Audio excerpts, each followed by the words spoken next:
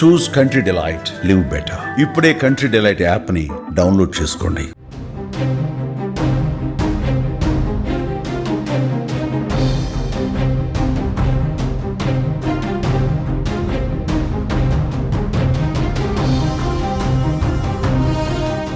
దేశవ్యాప్తంగా గణేష్ ఉత్సవాల సందడి మొదలైంది.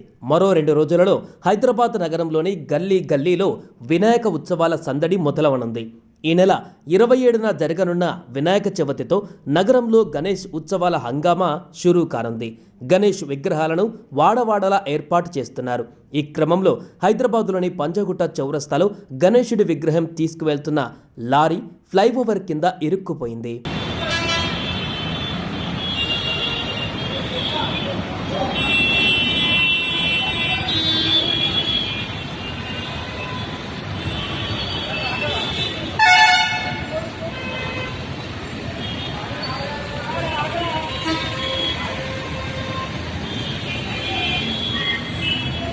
ఖైరతాబాద్ నుంచి అమీర్పేట వెళ్తున్న లారీపై ఎత్తుగా ఉన్న గణేశుడి విగ్రహం ఫ్లైఓవర్కు తగలడంతో వాహనం అక్కడే నిలిచిపోయింది. దీంతో పంజాగుట్ట చౌరస్తా పరిసరాలలో కొంతసేపు ట్రాఫిక్ జామ్ ఏర్పడి వాహనాలు నిలిచిపోయాయి. ట్రాఫిక్ పోలీసులు తక్షణమే చర్యలు చేపట్టి సురక్షితంగా లారీని బంజారాహిల్స్ వైపు మళ్లించారు. అనంతరం ట్రాఫిక్ను అదుపు చేశారు. పండుగ సమయంలో ఇలాంటి ఘటనలు జరగకుండా వాహనదారులు జాగ్రత్తలు పాటించాలని పోలీసులు విజ్ఞప్తి చేస్తున్నారు.